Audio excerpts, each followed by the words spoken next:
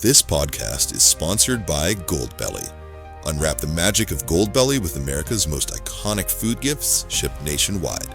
Whether it's the one and only Joe's Stone Crab from Miami, legendary steaks from Peter Luger's in New York, or decadent cakes for food icons like Ina Garten or Martha Stewart, Goldbelly has the epic gifts your friends and family will rave about for years. Use promo code GIFT for free shipping and 20% off your first order on goldbelly.com. Can you dig it, sucker? Live from Houston, Texas, and around the world.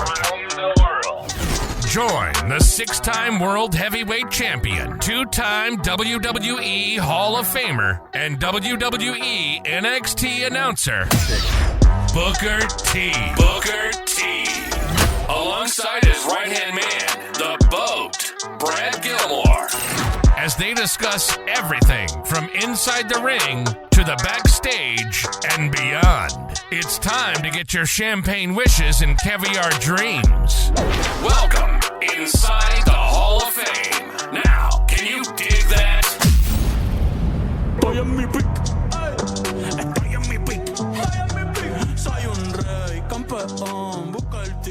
Boom! Welcome inside the Hall of Fame. I'm Booker T, six-time world champ, two-time Hall of Famer, man.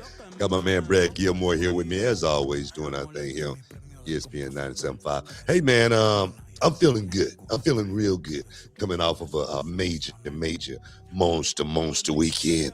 But how you feel, dog? How you feel? Yo, same book, coming off of a major monster weekend myself. You know, another trip around the sun for me, so I want to give a big shout out to everybody who tapped in with your boy for his birthday. I appreciate all the love. A lot of Hall of Fame listeners, man, tapped in, so I appreciate everybody for that. And, you know, now I'm feeling like you, like the knees, you know, they're a little tighter. You know what I'm saying? I got to stretch. Let's not talk about knees.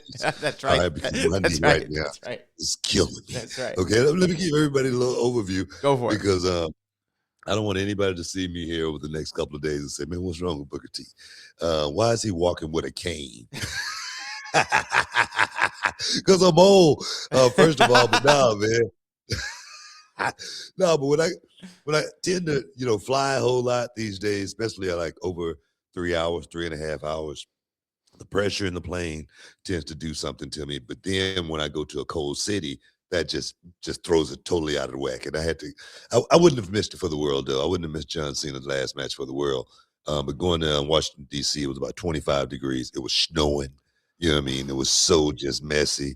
And it was crazy as my body tends to will me through no matter what I'm going through. I'll get through it. But soon as it's over with, everything just break down. You know what I mean? And that's what I'm experiencing right now. My knee swole up astronomically. I just came from Colombia, so I was flying like crazy going there. And I think it's just too much flying, but my knee was like so swollen last night. The pain threshold was like a 10. As far as 10 out of 10, it might have been a 12. I'm serious. I mean, I literally wanted to cry at certain times. I just wanted to cry. But I got through it.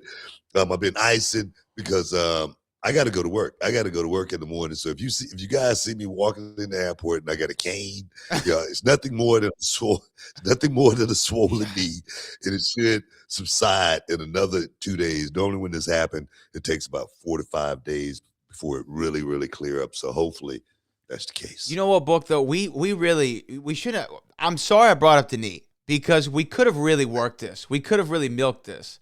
What you should have done is show up at the airport, have someone push you around in a wheelchair, let the fans take pictures. It gets up on all the sheets. Why is Booker in a wheelchair? You know what I mean? I'm not going to do that. Show up you just got to do something. You know, mess with the people.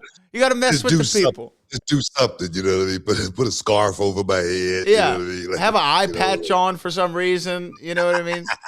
Be like Jussie. You know, like cause some chaos. Like Jussie. Oh, my God. No, man, but I'm good. Cena's last match. Yeah. The house was sold out. I want to talk to you. I have a lot that I want to ask you about Cena's last match, and obviously we're going to talk about that this year. I mean, this week, Jake Paul, Anthony Joshua fighting. Them Texans been putting it on those boys. Patty Mahomes down with ACL. But I do, if I can borrow a second of time, I do want to acknowledge the passing of one of the great filmmakers of all time and his wife, Rob Reiner. I'm sure you saw the storybook that's been going out Sad. there. It's really, really sad. Absolutely terrible. This is a guy. Princess Bride with Andre the Giant for us wrestling fans was huge. This is Spinal Tap, one of my favorite movies of all time. When Harry Met Sally, The American President, Misery, A Few Good Men, just to name a few of what he did, and All in the Family. With Archie Bunker and his dad, Yeah. Carl Reiner. He did so much and was so great. And to be taken in the way that he was, allegedly, as of right now, he and his wife, is just the worst possible ending for somebody who gave so much.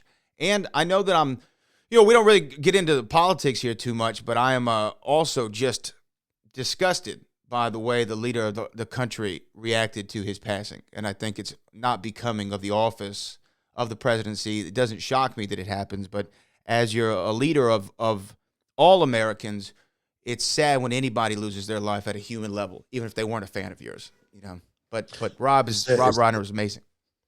It's sad that we're at a place, where when someone go, you can't say something nice about them. You know what I mean? If you don't have anything nice to say, don't say anything at all. It's just one of those type of things, And besides all the accolades Rob Reiner had, that's just not the way a man's supposed to go out this earth. It's just not. It's not the way a man's supposed to leave this earth by allegedly at the will of their son. Yeah. You know what I mean? That's just not the way a man is supposed to leave this earth. One that you brought in, one that you nurtured for so many years. It's just sad all around. And for our president to not be able to say something nice in that moment, I just don't want my kids to have to look up to a person like that. I just don't. I think that, attitude reflects leadership, and to me, if anybody, think any different than that, this is not political. Or it's not a like political thing at all. No, it's not political at all. It's not a slate on a person other than this is not the moment. This is not the time for something other than condolences to this man's family and his friends and his loved ones. That's it. That's all. But that's just about like a basic human level of decency. It's the lowest possible bar to clear. That's definitely not something that you want to ever do. And to me, again, I got kids, man. I got kids, and I just want my kids to be good people. My mother taught me it don't cost you anything to be nice to people. That's what my mother taught me. That's what I remember my mother teaching me before she died. That was one of the most important lessons that I ever got in my life. It doesn't cost you anything to be nice to folks. I swear to God. I agree. I think that's one of the great lessons that your mother taught you. And as I referenced when my father passed earlier this year, if not for the grace of God, there go I, right? I mean, we need to respect our fellow people, man. God, this is it's not a political thing at all. This is just a basic human level of decency for somebody who lost their life in the most horrific way possible. And I know he wasn't the only one over the weekend. There was stuff in Australia. There was things on college campuses. It's tragedies all around. So we acknowledge them all, and our thoughts are with everybody. But it hurts because I'm such a movie fan. I actually got to interview Rob Reiner one time, and so I felt like this connection to him and his movies. And God, it was so disheartening to read, and then to read what happened. So like you said, Book, what you're supposed to do, acknowledge that we've tragically lost a human's life, and our condolences to the rest of his family and friends and loved ones and fans all around. Just terrible. Terrible, terrible, terrible. Yeah, it really is. It really is. If I can make a hard pivot, is those Texans, though, are looking great. I think better than Dallas. They're looking way better than Dallas. They're looking better than Dallas, man. I feel sorry for them boys, man, because I like Dak and the boys, man, but they just came up big time short. But them Texans, man, they're on fire right now. They really are. Offense clicking, defense looking, astronomical, phenomenal. I mean, unbelievable. So my thing is, if we can just keep it going, get in the playoffs, win one game, and then we go from there. All right, One game Let's at a just time, get one. baby. I know you thought I was finna say something else. Oh, because I know you. I know you. I can see it. We going to the Super Bowl, baby.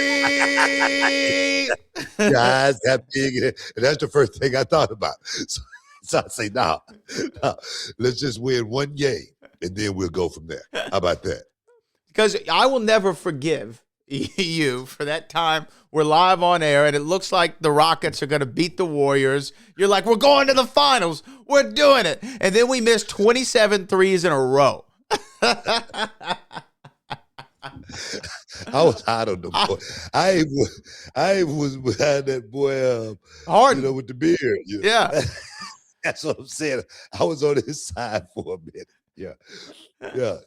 So we want to see those Houston Texans go out there. And while we're talking about things, though, going on, Saturday, don't miss out, don't get shut out. Reality of Wrestling, Sub-Zero, the biggest show of this winter and the Reality Wrestling calendar.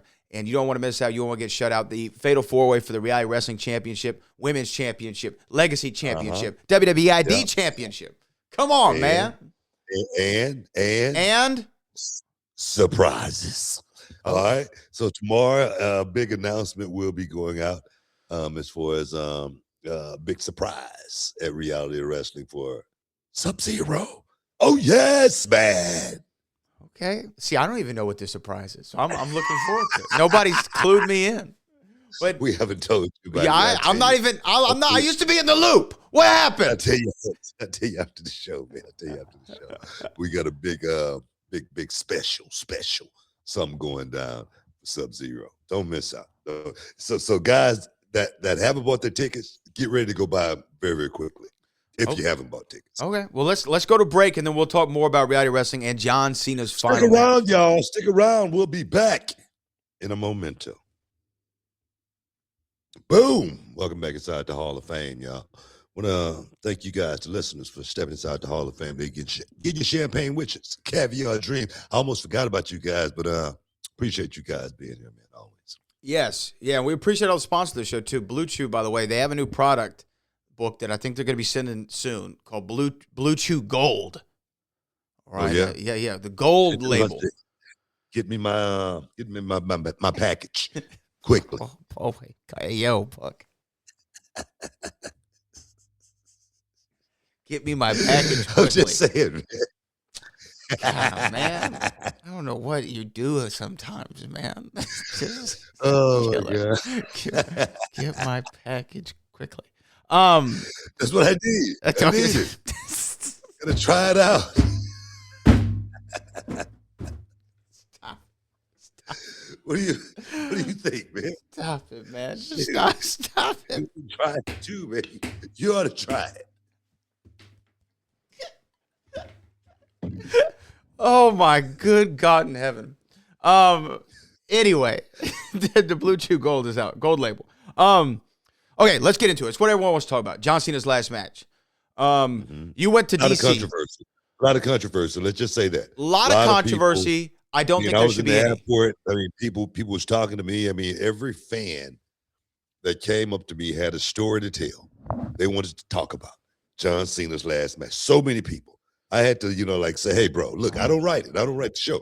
But a lot of people are definitely upset, to say the least, as far as the ending of Gunther versus John Cena. I'm just saying. Now go ahead. Go ahead and make your point. Okay, here's my point.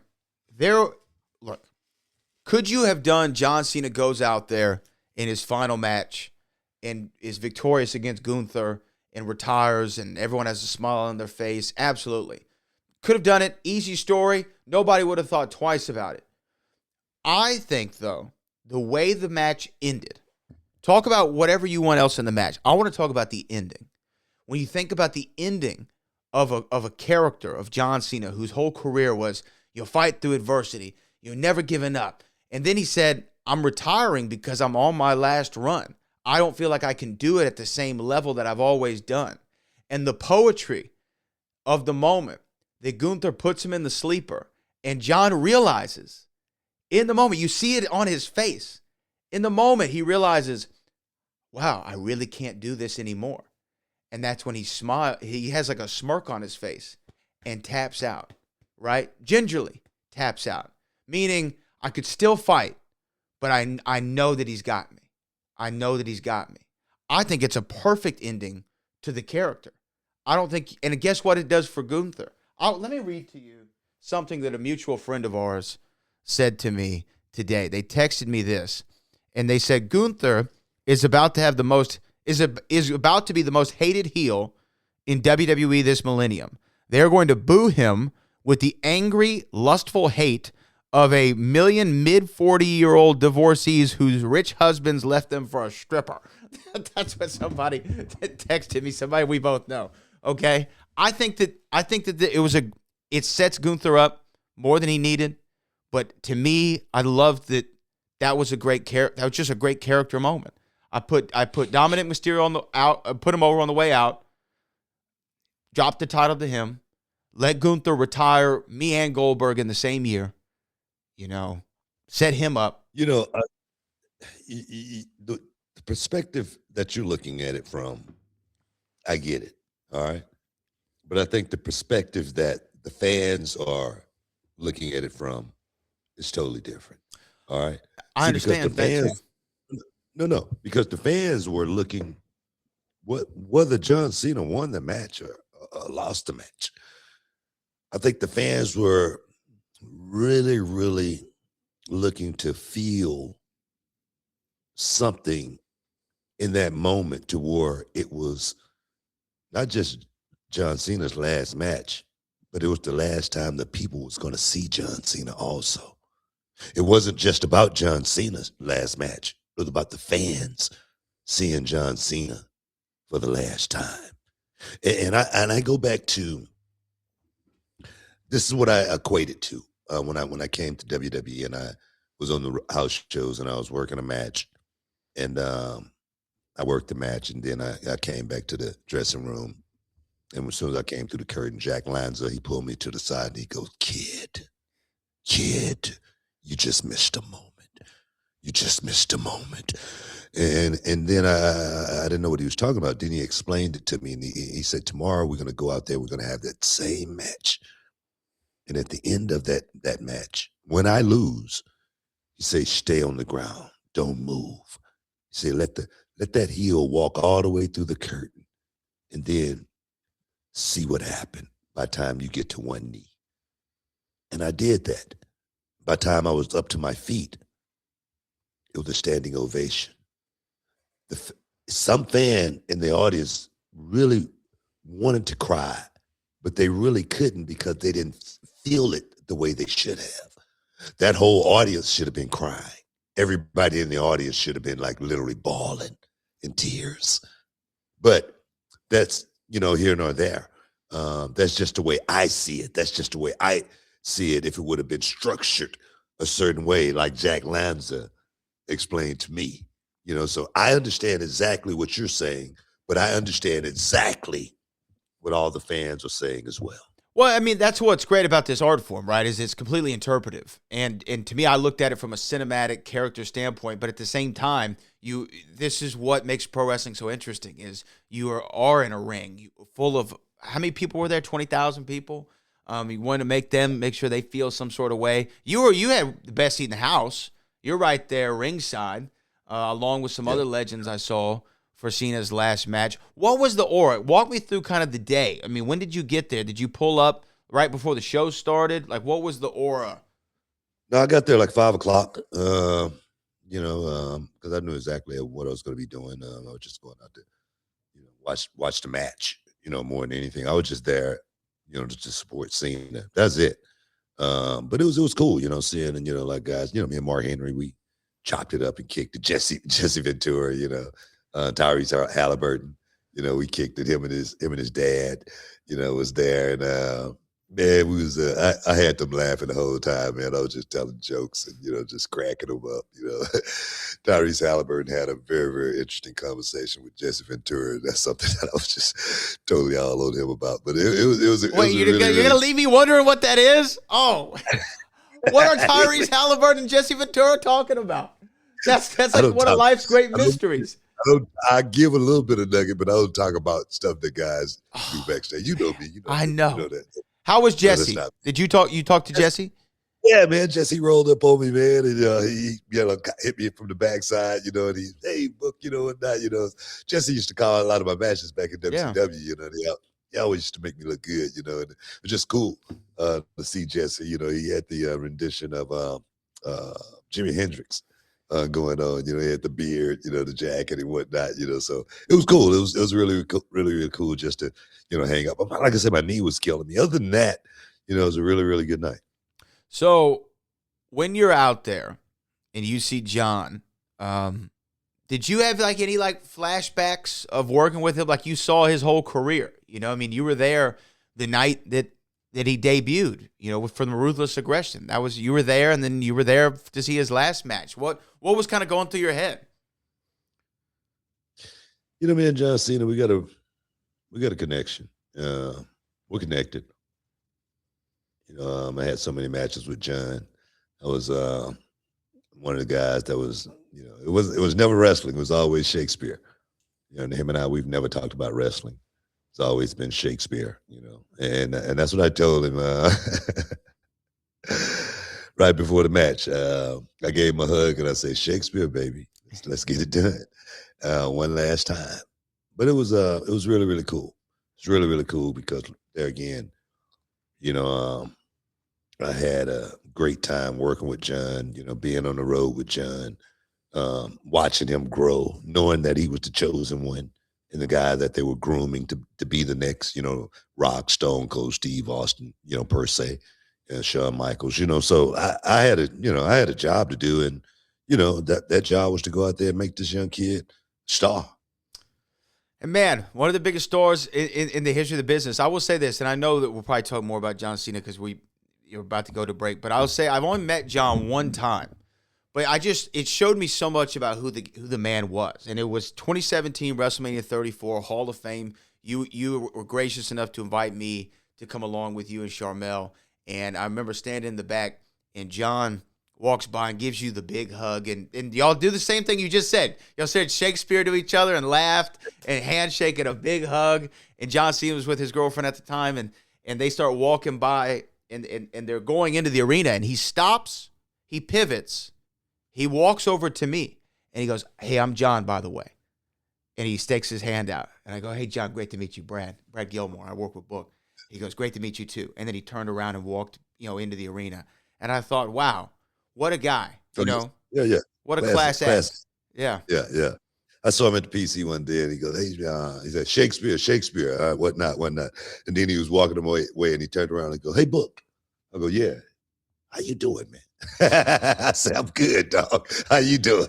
He said, I'm good, man. But it was just, that's the way him and I have always been, man. I'm just, glad to see him go out the way he did. Hey, man, we got to take a quick break. Stick around. You are inside the Hall of Fame. We will be back in a momento.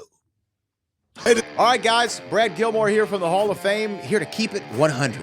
Some men walk into a room like regular dudes, but when you've got Blue Chew in your corner, you walk in like it's a main event.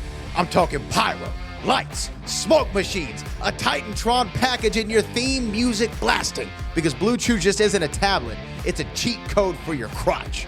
Stronger, harder, longer lasting. Like somebody handed your downstairs a gym membership, a hype man, and a Hall of Fame ring all at once. And let me tell you something right now, man. This ain't just about sex. This is about legacy. This is about making sure your third legacy gets remembered. Blue Chew is the original brand offering chewable tablets for better sex, shipped straight to your door, man, in a discreet package. You don't need to go to the doctor's office, man. You don't need to stand in line at a pharmacy. Just come ready to go. Look, last time I tried one of Blue Chew's tablets, my hog got so confident it demanded its own Instagram account. It told me missionary was off-brand and it was only doing extreme positions. I tried Blue Chew and suddenly my hog had a zip code, a driver's license, and voting rights. That's not just performance, that's a lifestyle. Dog, for me, it felt like my parents were cutting promos on me, saying, we can't hold this man anymore. Somebody call security. It was like my entire lower half turned into a tag team championship, man. And my brother, sometimes it's not even about the action. It's about walking into the room knowing you're holding a steel chair under the table, man, ready to go whenever the bell rings. Look, this just isn't a supplement. It's an erection resurrection. And the truth is, it's not about what happens in the bedroom. It's about knowing that you're that guy. You want to give her group chat something to talk about? You want to hear your name come up at brunch? Lay it down with Blue Chew's help. And believe me, they'll be talking about how it gets up.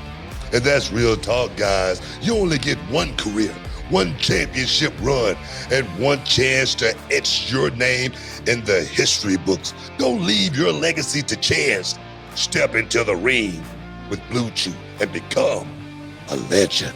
And we've got a special deal for our listeners. As always, you get your first month of Blue Chew free. Just use promo code BOOKER at checkout and pay $5 for shipping. That's it.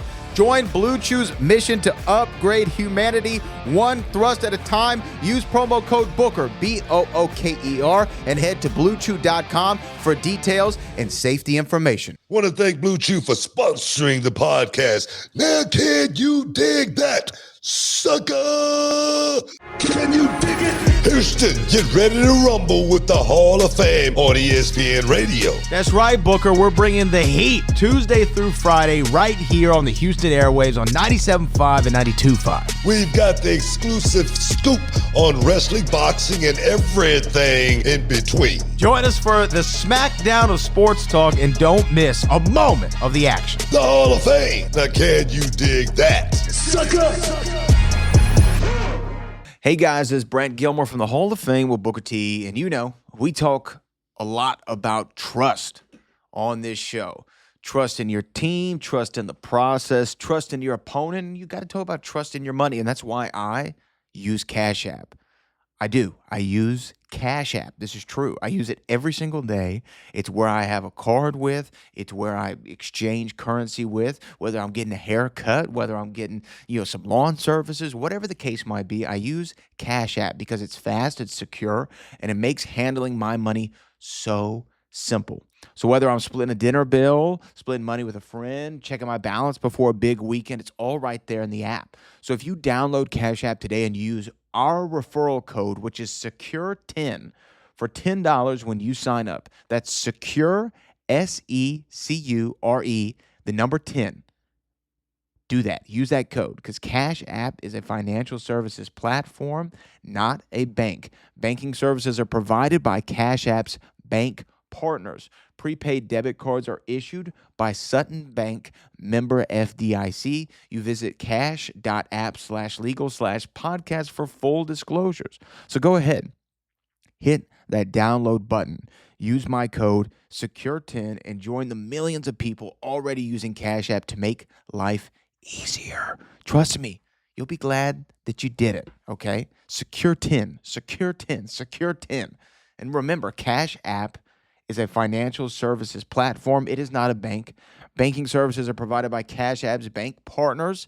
Prepaid debit cards are issued by Sutton Bank, member FDIC. Visit cash.app/legal/podcast for full disclosures and use Cash App today. Booker and I use it. You should use it too. Cash App, Cash App, Cash App. Boom, welcome back inside the Hall of Fame. Talking John Cena's last match. DC, baby. DC, it was cold. It was cold. That Hawk. I want to go. Bro, it was more than a hawk, man. I swear when that snow was coming down, it was wet and cold and nasty. I was like, man, it's not going to be a good day for me. But like I say, I wouldn't have missed it for the what? I'll tell you, no, I was out last night. It was my birthday. It was just when it dropped. It was cold here in Houston last night. It was like 32 degrees, 33 degrees. Yeah. And I'm sitting there and I'm talking to somebody and I'm literally doing this, I'm standing outside a place and I'm, and they're like, "What's wrong?" I go, "I'm cold." It's cold out here. I'm not built for this. And there was nowhere near that DC. Oh, like seriously cold weather. There was nothing like that. Seriously. No, I, But I, I definitely understand. But yeah, yo, so let me ask you this. You're there for Cena's last match. You're in the building. Did you get to see Oba and Cody? Did you get to see Javon and those boys? Did you talk to them beforehand? Kind of walk me through some of that. Oba went out there and I got a chance to see both of them. I got a chance to see Javon, of course, man. That kid, he's so exciting right now as far as what he's doing. He's so happy about going out there and doing it, and he seemed to be so comfortable being in that situation at 21 years old. That's what gets me more than anything. He's so young and in that situation under those bright lights, man, it doesn't seem like it bothers him at all. It seems like he shines like crazy. But Oba definitely went out there and did a hell of a job with Cody Rhodes. Looked like he belonged on the main roster. Looked like he could compete with anybody, on the main roster right now. Just the walk, the tribal walk, you know what I mean? And then to get there and, really turn into Oba Femi and go in the middle of that ring and handle business from both sides. You know what I mean? Obafemi knows exactly how to go out there and perform, and he still has so much more to learn. He really does. But I look at him now and in his infancy stages, and man, he has picked it up so quickly. So yeah, man, I see nothing but bright future for that kid, Obafemi, and you know Cody Rhodes went out there and put him to work. Went out there and let's see exactly what Obafemi can actually do. Let's see how the fans are really gonna react to Obafemi in the middle of the ring with someone like myself. And Cody did a hell of a job. I must say, Cody did a hell of a job quarterbacking that thing. So for me, great night for all participants. Yeah, and good finish too, protecting Oba in the way that they did, right? I mean, because that was the one thing I was worried about. I'm like, well, Oba Femi can't go in there and beat the WWE champion, right? I mean, you can't go and do that unless you're about to launch him into the stratosphere. And so I was wondering, like, how are they going to get out of this? And I thought it was a good way that ended up happening. Drew McIntyre, by the way, I think Drew McIntyre. Remember how you would talk about Christian as like one of the most underrated guys when he was on the roster with you. You're like, Christian was the guy, Christian Cage. I think that Drew, I don't know if he's underrated, but I think he is one of the most important guys on that roster. Guys like him and Sami Zayn over the last 6-7 years. Kevin Owens is another name I throw out there. Like, that's your core. Those are your guys who, they might not be the Stephen Curry all the time, right? The star of the show. But they're the Klay Thompson. They're the Draymond Green. They're the Dennis Rodman. They're the Scottie Pippen that you need. And to me, Drew, he's so fantastic, even in small roles. When he's not doing anything, he's still fantastic. He was fantastic. He got me to pop for his John Cena tribute video. Like, I don't know if you saw the video where they do the tribute, but like he's so smart to this business. And I mean, he is a guy I really, really appreciate being a part of this company. I think he keeps it real. That's what I like about Drew McIntyre. He says it was on his mind. Yeah. When you hear about something that Drew said, it's the way he really feels. He's not afraid to get a little bit of heat in the locker room, with the boys, because the boys they're not writing the checks. That's what I would tell Drew McIntyre. But nah, man. Well, also with the boys, Drew's a big guy. I've been around him. He's a big guy. And I think he can handle himself, and that's why I say when you get heat, it doesn't matter, especially if you can protect yourself because ain't nobody gonna jump, as well as the boys aren't writing the checks. Yeah. As long as the boss is cool with it, everything's good. That's the way I always looked at it. Well, it's like it reminds me of our favorite Tyson interview. It was like if Drew says something and somebody has a problem with it, what are you gonna do about it? What are you gonna do? What are you gonna do about it? What are you gonna do about it? You're not gonna do nothing. Drew's a big guy. They're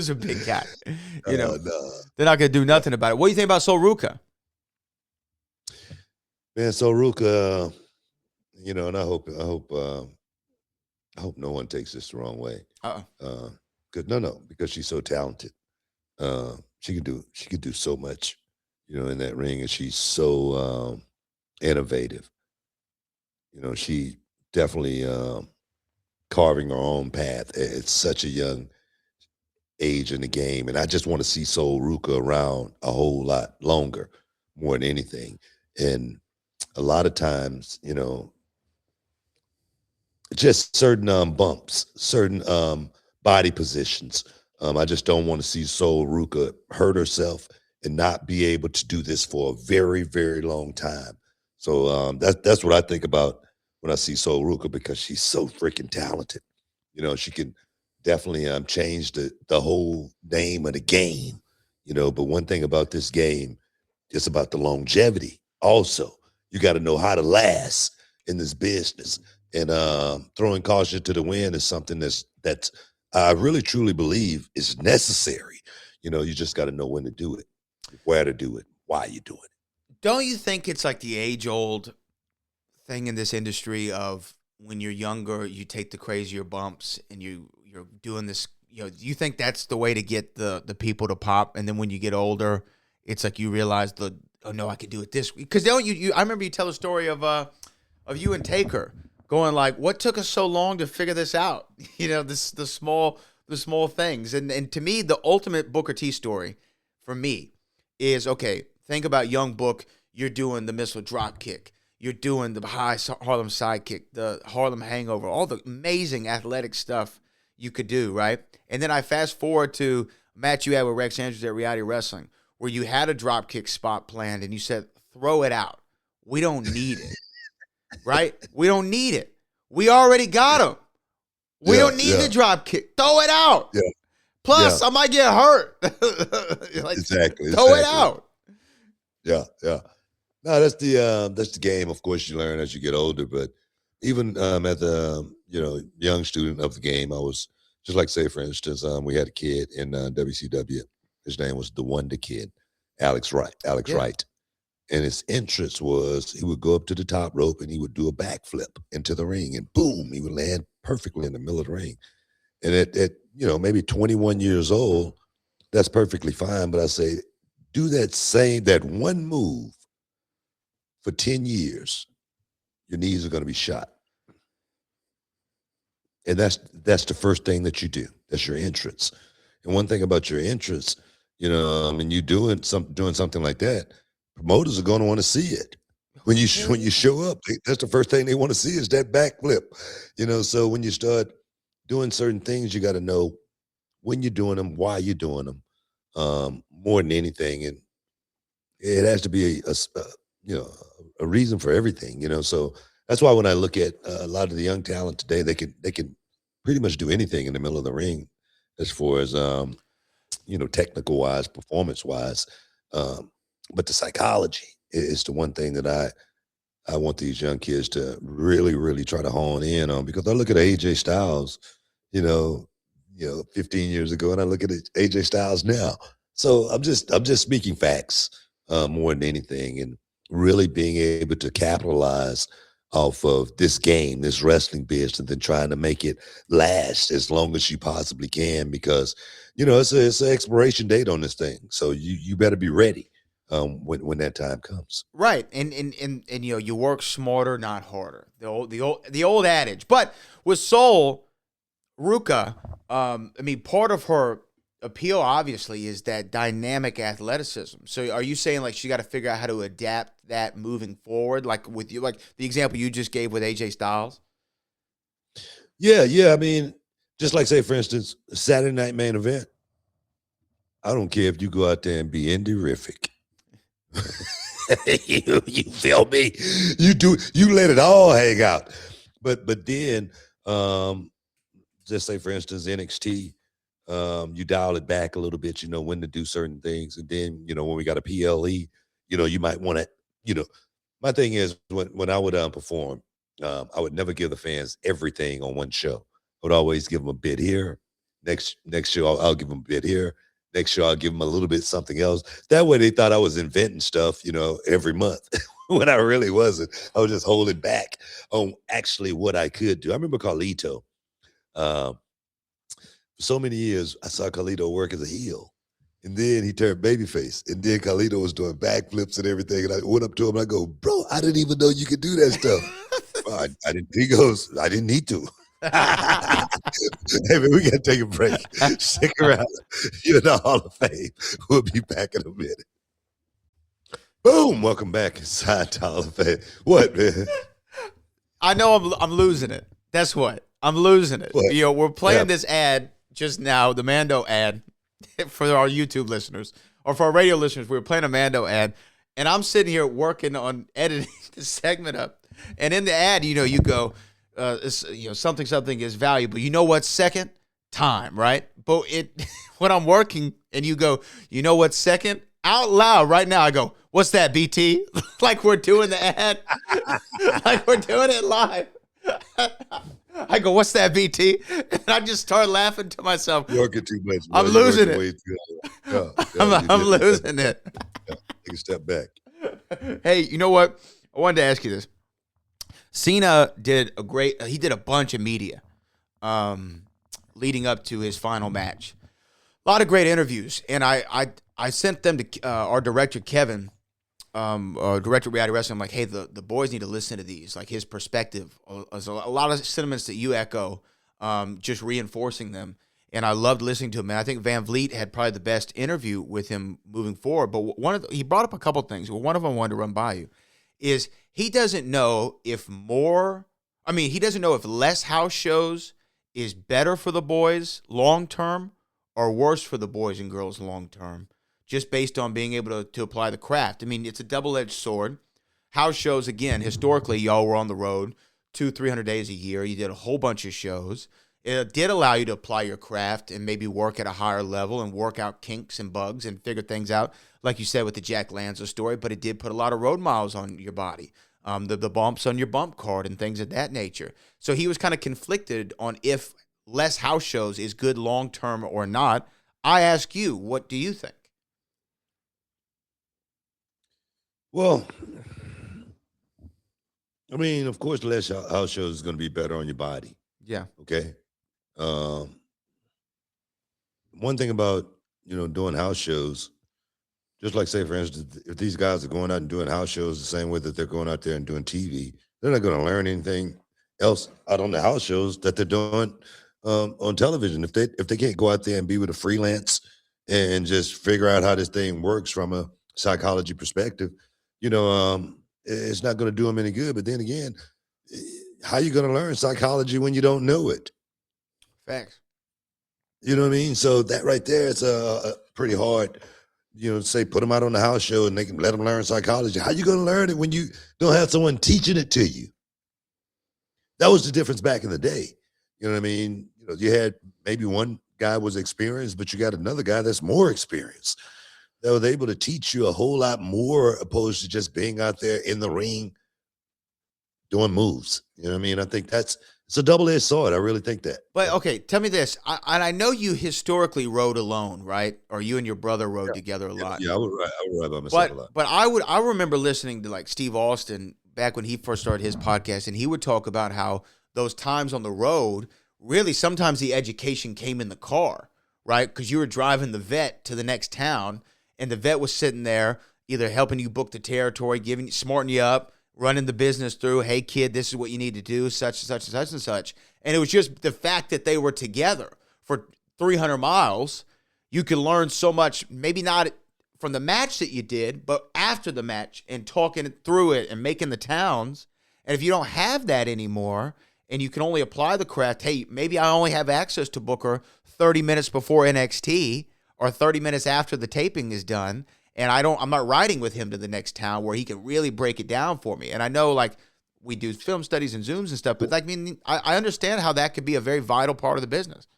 I'm gonna tell you right now, I think the kids that's getting that extra 30 minutes before and after, they're gonna learn a whole lot more than the ones that just going out there trying to figure it out. Well, hell yeah. Yeah. Me personally, if I'm in a class and I know it's a problem that, that I can't figure out, I know the professor should be able to help me. Right? Hell yeah. Right? Great. Yeah. Mm-hmm. I mean, so that's the way I look at, something like that. When I look at boxing, the trainer's never going to be some young kid. It's going to be some old wise guy that's been there. Facts. Like Bojangles. You know what I mean? The silver hair, the ragged shirt, and the baggy pants. But that man could dance. I was like, is he talking about the tap dancer? Bojangles? Yeah, of course. I know who you're talking about. Bojangles is the man. Man, Sammy Davis Jr., man. Oh, God, man. One of my favorite. Just listen to the song. Let Sammy spit it to you, bro. I'll tell you. It's a great, great song. Really is. Bojangles. Man, well, you don't have to tell me how much I love Sammy Dean and Frank and all those guys. But you're right, too. So what you're saying is, if those kids don't have maybe the access to the vets in the way that they used to when you were making the towns and being on the road, hey, but if I know Booker's sitting there, in Gorilla or at the Bosch Pit at Reality Wrestling, or I know, he's going to be at the whatever restaurant he always goes to after the show, I'm going to say, hey, Book, can I get a bite with you? Like, I want to run some stuff by you. 10 times out of 10, you're going to say yes. You'll be like, yeah, come on, Bob. Right, I got so many kids at NXT. They come. I got to work last week, and two guys they were waiting on me. You know what I mean? I come in with my food, and I'm sitting ready to set it up. I go, "What's up, guys?" They go, "Yeah, go ahead and get yourself straight." I go, "I'm straight. What's going on?" We just got some footage we want to look at you with. So we ran through the footage. Probably took about 15 minutes. I gave them the exact do's and don'ts and what I needed in that match and what I didn't need, and they wrote it all down, and boom, they bounced up out of there. That's what I'm looking for. I'm looking for guys like that. That's looking to learn and looking for feedback and looking for, knowledge to try to learn this thing and not just learn it, but learn it properly. And I get those, you know what? The OTM. I ain't gonna sugarcoat it. The OTM. Those are my guys.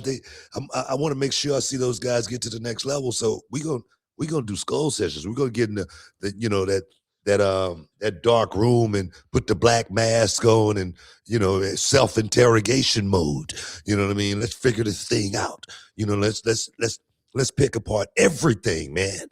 And I tell it, not shoot it from the hip, exactly how we think it should go. You know what I mean? I've worked with Trick Williams. He's one of my guys. I haven't done a whole lot of work with Javon Evans other than just pop him up and tell him how good he is. You know what I mean? Just keep doing what you're doing, son. Hey, don't ever do that right there ever again. You feel what I'm saying? You know what I mean? But then I gotta say, don't do it ever again. But then I say, but do it this way. Don't do it like that. Do it like this. You know what I mean? You could do that in other occasions when you know such and such XYZ, but otherwise, do it like this, and you will not miss. So that's the way I look at working with these young guys. I gotta say, one of my great pleasures, just fly on the wall, great pleasures, is sitting there on show days at Reality Wrestling when the guys and girls are coming into the office, right? And I won't say who it is, but sometimes somebody comes in and they're like, hey, Book, I want to do this, blah, blah, blah, blah, blah, right? And I can just see it. I read your mind. I can just read your mind.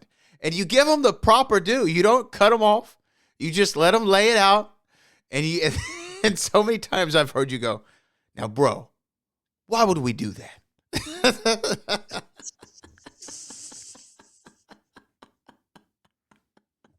And it tickles me every time. You let him finish. You hear it out. Hey, honestly, to anybody listening to this, he does listen to it, like, legitimately. Like, I'm listening through it, and then sometimes you go, give that to me again, and they give it to you again. You're like, okay, yeah, we could do that. Or you just go, why would we ever do that? Which is a great, but that's such a great piece of advice in itself. Right? Why would we ever do that? Think about it. Why would we do that? And then you tell them, explain it to me.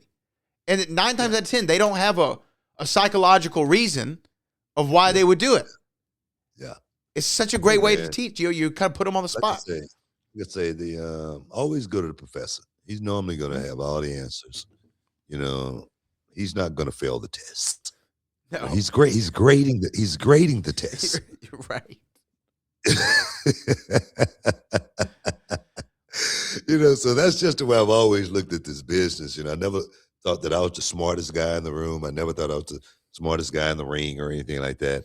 I knew when I had guys, that I could learn from, and I could not wait to actually get that knowledge. Like I said, my first match with Ric Flair, guys like Steamboat, Mr. Perfect, Kurt Hennig, guys like Bret Hart. Man, I was such a sponge. Dusty Wolf, my first match. I was such a sponge, man. Like I said, told Dusty Wolf, Mr. Wolf, you think you could help me get through this match?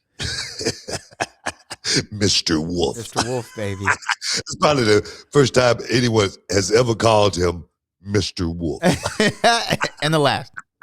And the last. Hey, man, we got to take a break, man. Stick around. You're in the Hall of Fame. We'll be back in a minute. Hey, what's up, y'all? It's your boy, Booker T. And before we get rolling today, man, this message right here is sponsored by Raycon.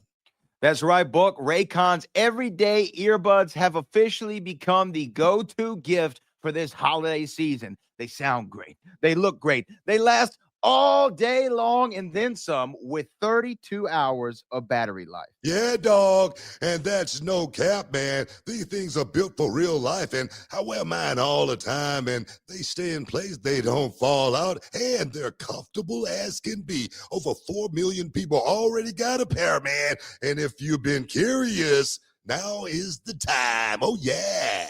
You're right, BT, because here's the deal. Black Friday, Cyber Monday, Raycon is giving up to 30% off all products. It's perfect for gifting. And if you're like me, you're going to keep a couple pairs for yourself. You know me, man.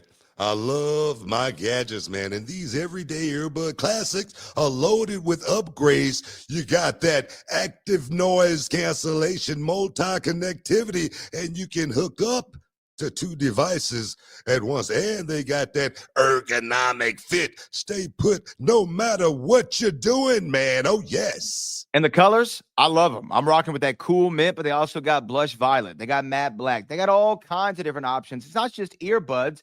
It's an accessory that matches your vibe. And get this, you can quick charge these bad boys. 10 minutes get you 90 minutes of playtime.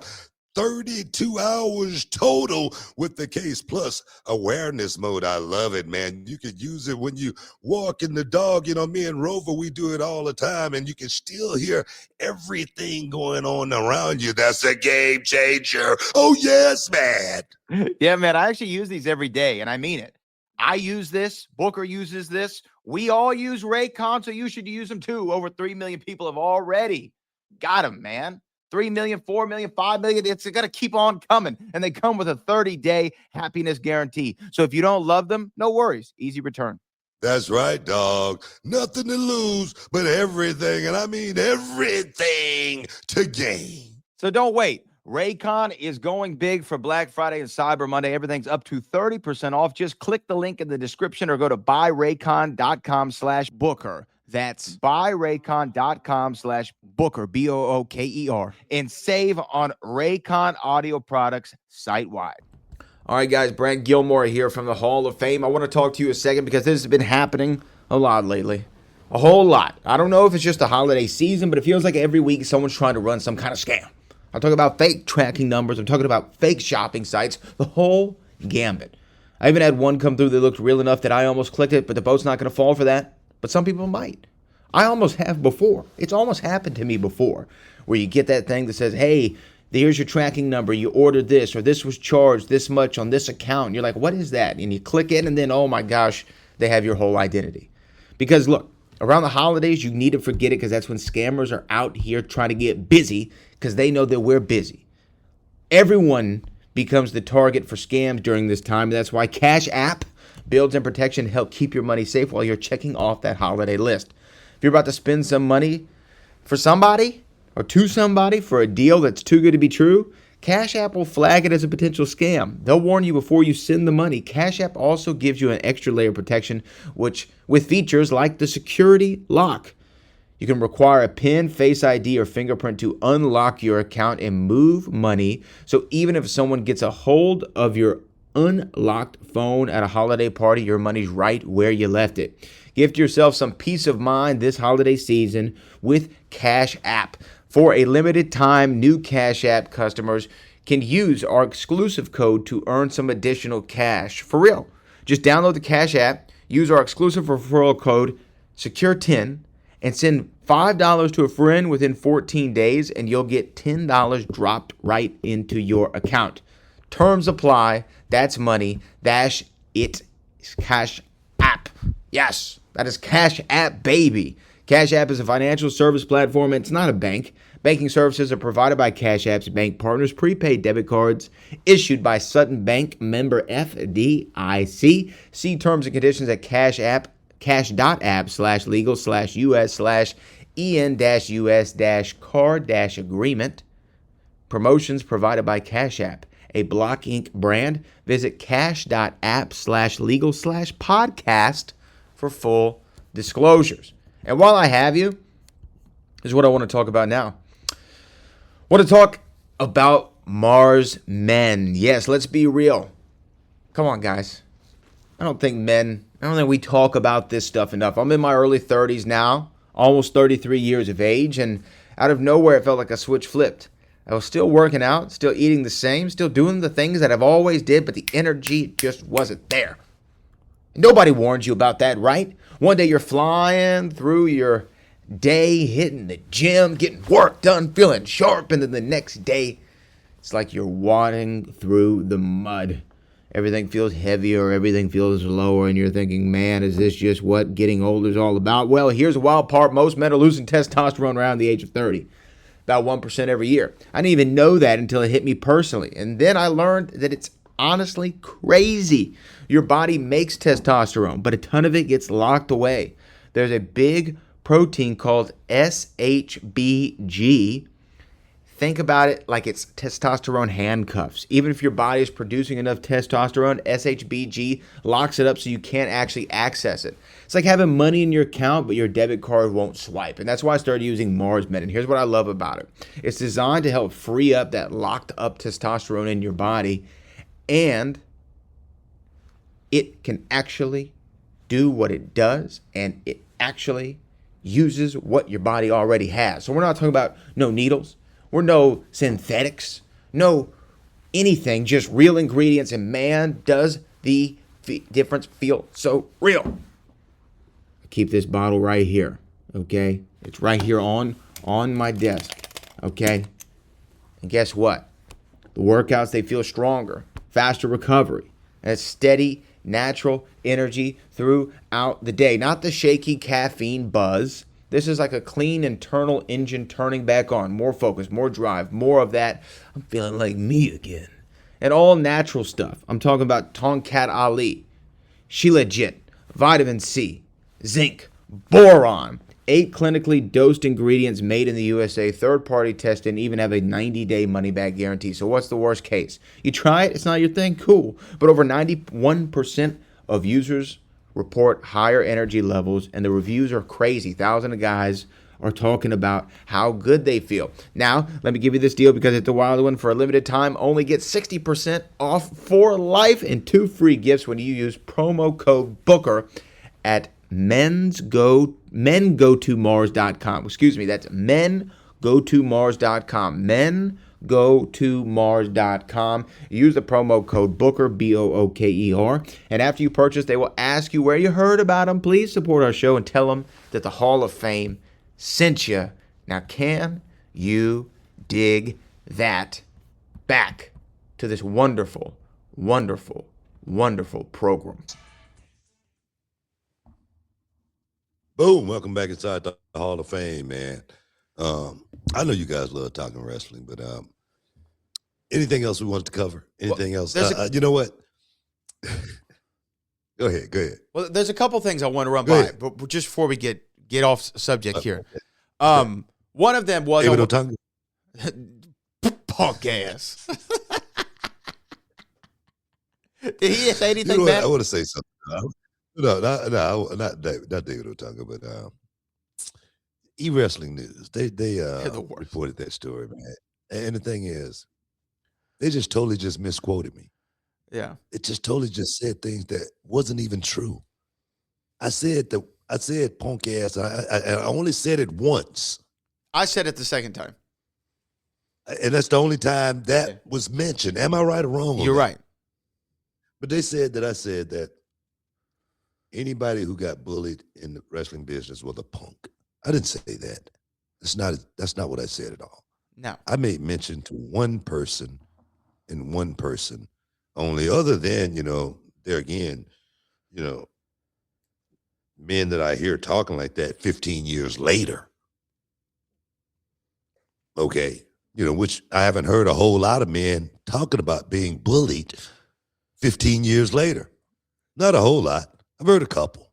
You know what I mean? And the couple is perhaps who I'm talking about.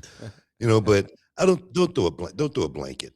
Every Well, because there again in this business, I'm sure some people have felt certain. I was with this one guy uh, on tour. He was a referee, and God rest, not God rest his soul, but God bless this dude. We were in Canada, and he had to go to wrestler's court. Okay, okay. he got found guilty. Got it. So he had to get beer for the boys, and stuff like that. And I mean, it's not something that hadn't happened to anyone before, but this guy, he said, "To hell with that. Uh-oh. I'm not getting the beer for nobody." He got his own damn ticket and he left the business. We never saw him again. I can respect that. I can respect that a whole lot more than someone waiting 15 years later to talk about the story. Right. All right. And this guy, I'm sure he's still around. And I'm sure if he's listening to this right now, I'm sure he knows I'm talking about him. He wasn't down for that situation. And opposed to doing that, he did the 99%, 100%, deal. He wasn't going to, just keep his mouth shut. He was going to just say, "Man, screw this. I'm not in. I'm not down with this." Now, could he have handled it a different way? Perhaps. But that was, the way he felt he should, choose to deal with that because he wasn't down for doing something like that. Yeah. I can respect that. Yeah. 100. Well, to me, thankfully, in my life in career, in our industry of wrestling, but also outside of it in my other endeavors, I've gotten to have the mentorship and the stewardship of one Booker T. So that 99-100% rule has come into play a lot for me. And I agree with you. If you have something to say, it doesn't even have to be hostile, in the moment. You could just be like, "Hey, bro, I didn't appreciate that. I appreciate what you said. And let's talk it out like a couple of guys." You know what I mean? Don't hold on to it because that's when you get called a punk ass. Or you handle it. Or you handle it. If it's That's if the it's way got to I've be that always way. said. If it's got to be that way. I think it's got to be that way. If it's got to be the way you Gotta handle be it that way. I can only imagine coming up back in the cowboy days. Well, they would just shoot you. Bang. You had to be, one that's willing to, fight or flight. Yeah. One of the two. That's what it was going to be, fight or flight. And normally those guys back then, they was going to fight. I'm not saying that that's the, your first resort, to handling business or anything like that. But I just always felt like for me, I'm going to handle it one or two ways, diplomatically or not. Yeah. Well, I will tell you this. Those are the only two ways you can handle something like that, really, because one thing about, going through life, if you ain't got your respect, you ain't got nothing. Facts. That's just me personally. If you don't have that respect from your fellow man, especially if you got to work with them, you ain't got nothing. I couldn't be around, my workplace and people didn't respect me. But respect is something, that's given. Respect is something that's earned. Yeah. 100%, man. And to me, the respect, like you said, the guy who refused wrestler's court, even though Maybe some of the boys were hot. I'm sure all the boys were hot about it. He didn't refuse it. He went through it, but he wasn't coming out of his pocket. Right. I'll sit here and listen. And he wasn't serving no beers. I'm not doing it. Whoa, hey. I'm not. It's the story that Bruce and you told at your roast all those years ago of like, when Bruce Pritchard called you after the whole Austin thing, right? And you said, look, bro, I called him and apologized to him. He goes, my bad. I ain't packing no bags. Bro, I could have easily done that. I mean, I could have easily said, yeah, okay. I'll go pack his bags. What would Steve have thought of you? He would have lost respect for you. 100%.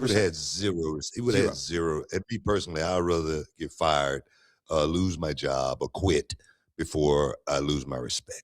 So therefore, I'm not packing nobody's bags. Okay, let's just forget about that first and foremost. No, seriously. So sometimes you got to be able to stand up for yourself, and that was my first, my first initiations in this company. Yeah. So I didn't have any friends, or I didn't have any, I wasn't a part of any cliques or anything like that. But I knew doing something like that would put me in a position that I could never, ever, scratch and claw my way out of. Yeah. Doing something like that just one time. Yeah, no, I mean, and so I will say this about the David Otunga thing. The e-wrestling news. And the thing is, let's say this. Let me say this first.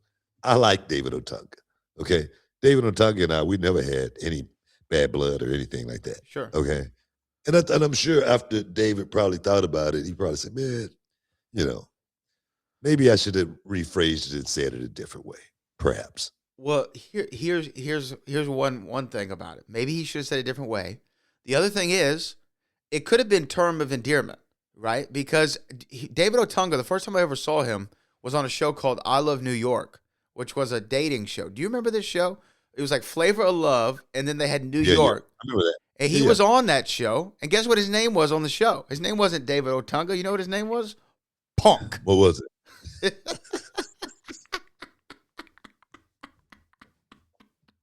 And why was that? I guess he must have been a punk ass. I don't know. That was his name, though. His name was Punk on the show. I'm not making this up. Like CM Punk? Not like just Punk. Was it a term of endearment? It doesn't sound like one to me. Okay. Look, how would you like it if a girl you're trying to date says, I'm going to give you a nickname? You say, what's my nickname, baby? Oh, wait a minute. The girl gave him the name. Yeah. New York gave him the name Punk. Wow. Well, New York, she looking for a roughneck. She needed somebody raw. Who is she, MC Light? Gotta watch out. Gotta get a roughneck. David Otunga is way too nice, and going in a situation like that. You got to be, pants sagging, you know what I mean, grill. You would pick New York up real quick. Callie Toenail says that New York thought he was soft and sweet.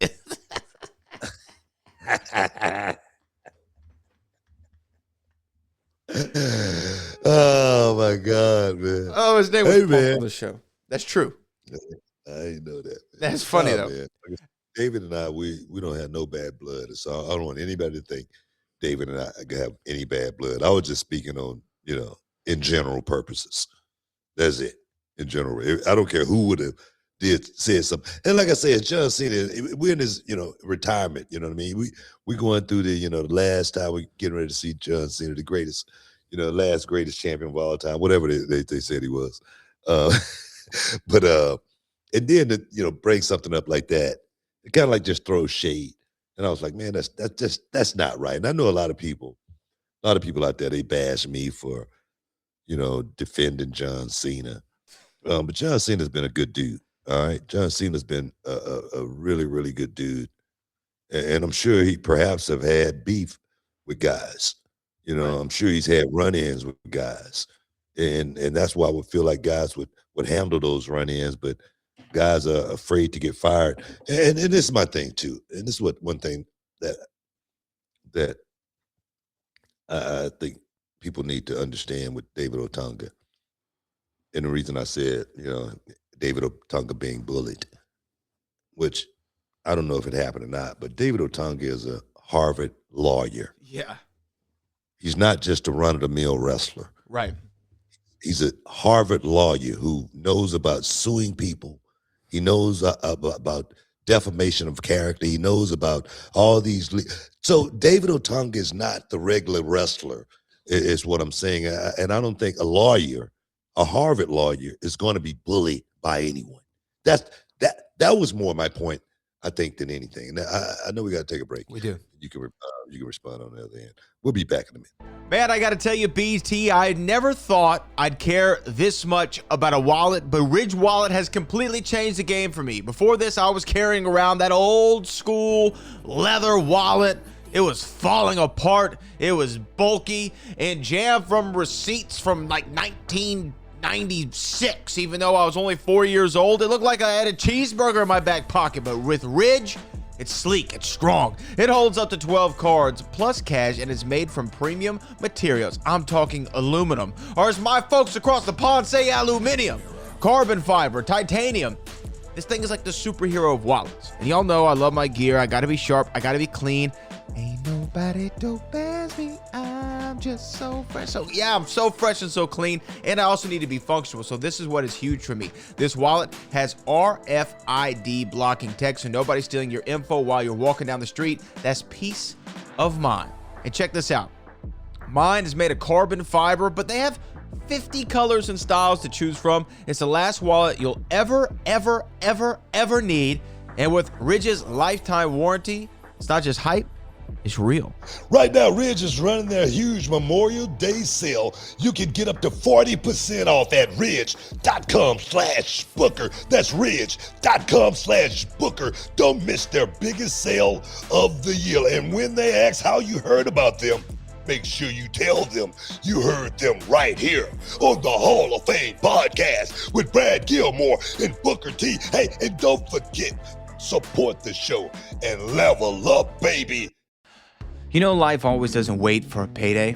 There's been times where I needed some gas money, groceries, or even grab some last-minute tickets for a big night out, and payday, it was still days away. That's why I love talking about the game-changing app like Earn In. Earn In is the app that lets you access your pay your way as you earn it, and up to $150 a day with a maximum of $750 between checks. There's no interest, there's no credit checks, there's no mandatory fees. It's not a loan. This is your money.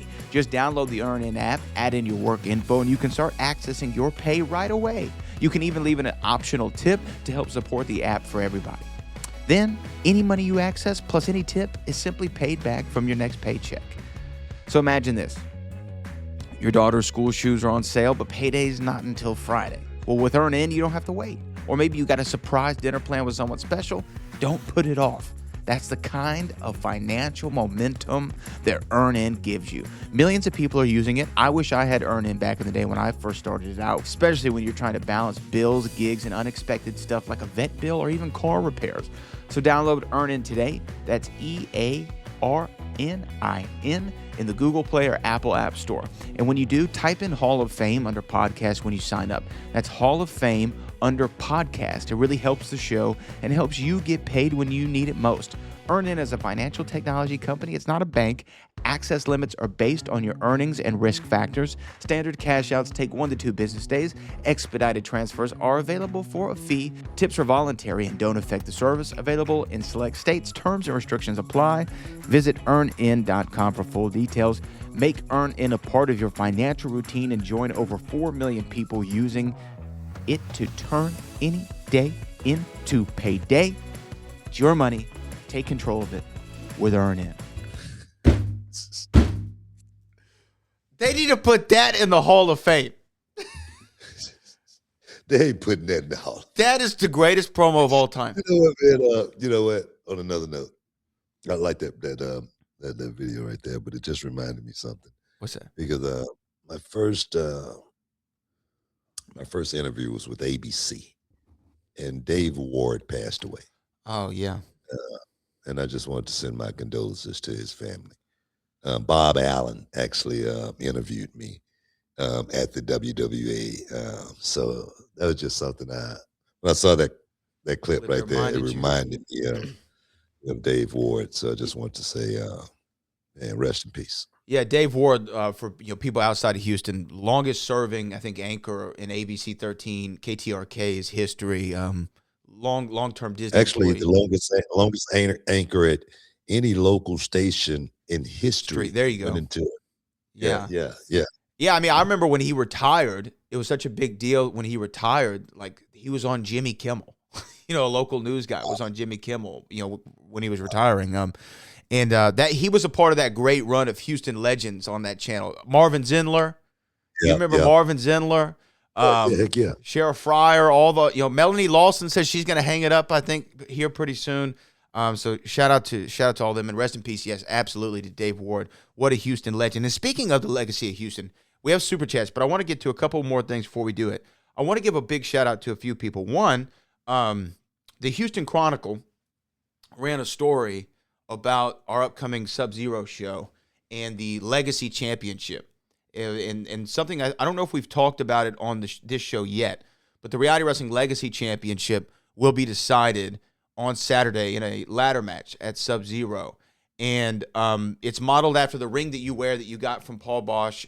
And I thought it was really cool that the Chronicle ran that story. So I just want to give them a big shout out. And y'all going to get to see whoever the first person is on Saturday night at Reality Wrestling Sub-Zero. Yeah, it just goes to show, how much the city really loved Paul Bosch too. Yeah. You know what I mean? For them to run that story, knowing that we are linked, to Paul Bosch, forever. With Reality Wrestling now, I'm trying to keep that Paul Bosch Houston wrestling legacy alive, that keeping that dream alive as far as, great shows, creating the next generation of young stars. Actually, we got another one of our young stars that's going to be on NXT here in a couple of weeks. Eli Knight going to be doing some stuff. You know what I mean? So we got another one at Reality Wrestling about to get a tryout here in the next few. So man, it's about keeping Paul Bosch's dream alive more than anything. I wear the ring on a daily basis, and it definitely has done something for me since day one. Really has. Well, that's going to be Saturday, and let me ask you this, and then we'll get to our Super Chats, because I feel like I wouldn't be doing my journalistic due diligence if I didn't ask you if you had a comment, because there was a lot of stories that went around the last week. There was actually a story in the Chronicle. There was a story coming from Logan Paul's podcast, Impulsive, and that John Cena podcast with Chris Van Vliet. A lot of people talking about what happened with Travis Scott and WWE. Your name got brought up a lot. I don't know how much of this you saw, but The Rock did say that Travis was training at Reality Wrestling for a period of time for a match. Logan Paul said he no-showed the night it was supposed to go down. Cena says, hey, nothing happened, so why are we even talking about it? I don't know if you have any comment about it at all. We can move right along, but I thought that I would just give you the floor if you wanted to say something. You know what, man? It just didn't work out. Yeah. I think more than anything, I think we put, so much into having these matches like this where, you see a Bad Bunny or you see a Logan Paul go out there and, do it and do it, at a certain level and really Jelly make it roll. look a certain way. Yeah, jelly roll. But for everyone, things are different, man. Travis Scott is a different type of cat, man. He's got so much going on. And it just didn't work out. I think they overthought it more than anything. They might have put the carriage before the horse on that thing, thinking, oh, it's going to be a hit just like all the other ones. But it just didn't work out. I say more than anything. So, and sometimes it just doesn't happen. Sometimes it just does not work out. Well, I wanted to ask you, just see what you thought. Let's get to our Super Chats. Jake from the Windy City says, Book, your feud with John Cena for the U.S. title in 2004 was the best summer in my childhood. Thank you for making the best childhood memories. That was a great time in my career right there, man. Working with John, giving him that expert tutelage, taking him on that ride, so many house shows that you guys didn't get a chance to see with John and I, where it was all Shakespeare. You know what I mean? Don't ask me no questions before the match. Don't talk to me or anything. I don't want to see you before we got to make that walk. You know what I mean? And he would go out there and perform at the highest level. So best of 5, Booker T and John Cena. One of my most fun times my most fondest memories in WWE. Yeah, man. I remember that feud. I remember that. I remember watching on. I think that was when SmackDown was on. It wasn't on. I think it was either on CW or UPN at the time. It was on UPN. UPN, yeah. And I remember watching that, and I also remember like Cena. That's when he really started doing. Did he ever do a diss rap to you? No, You didn't get dissed no, because he pretty much got everybody. So he didn't get me. You must have been the one that didn't get the Cena diss. I was trying to remember if he ever did a Booker T diss. No. DJ Midnight says, I knew Gunther was going to win. Gunther is the new legend killer. Randy Orton up next. Well, yeah, I mean, Gunther retiring Goldberg and John Cena in 1 year is pretty impressive. I will say that's something that you're going to talk about in your career. No, Gunther's the real deal. No doubt about it. He is truly the real deal. Just watching the guy work, he's so believable inside the ring. He's not a guy that you're going to walk up in a bar and ask a stupid question to or anything like that. No, seriously, because you know he can handle himself. You just look at him, you can tell by where a man walk, if he can handle himself, and that's what Gunther is. And he's the guy now. And I said he was going to be the guy, when I first saw him, step into a WWE ring. I said, this guy is going to make some big, big moves here in the WWE, and he has. Big props to him as well. Yeah, and what a rub, And to me, knowing Cena, like I don't know him personally, but just knowing him from listening to how his aspect and views on the business, because I was on 975 talking about it on Saturday, and they asked me, do you think Cena's going to win? I said, I don't think he's going to win. I think he's going to go out with Gunther, on his back. That's just what I thought. And I think that, I really do still think that was the right call. Kai Tono says, I believe. Yeah. It was the right call. It really was. Kai Tono says, I believe Cena had his way 100%. And Fire Marshal Bill Smile with the crowd pleaded, don't give up, was the emotional moment. Stop booing Triple H. Passing the torch isn't new. Happy belated Bo. I appreciate that, Callie. Yeah, Triple H got booed out of the building, by the way. Terribly. Big time. Huge. You were there live. I saw it on TV. The fans booed Triple H so long, I was back at the hotel by the time it stopped. It was still going. No traffic. I